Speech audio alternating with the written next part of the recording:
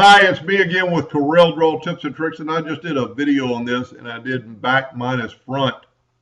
And I know somebody's going to wonder how I knew what was the back and what was the front. Well, I didn't know. But it's no great deal if you do front minus back, but this is what it's going to look like. So whenever you get that, just back up and then do back minus front, and you get what you want. If you're a little confused, you need to watch the first video.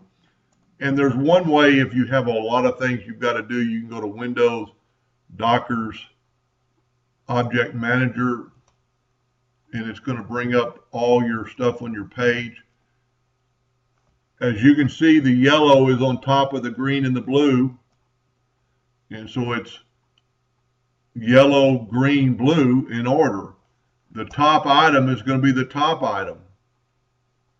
If we moved it to the back of the page, watch over here, and it goes way down there. It's below everything. Now you can move it up here.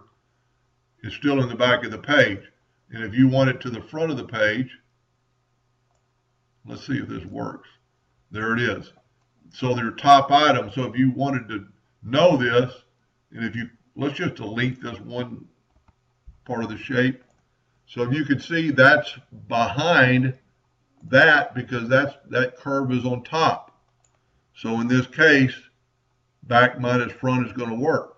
And now it's all together as one unit. So you can always use your Object Manager to find out what's on. So this is in order.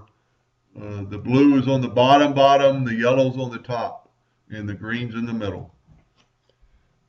Hope that helped a little bit. Thank you for watching.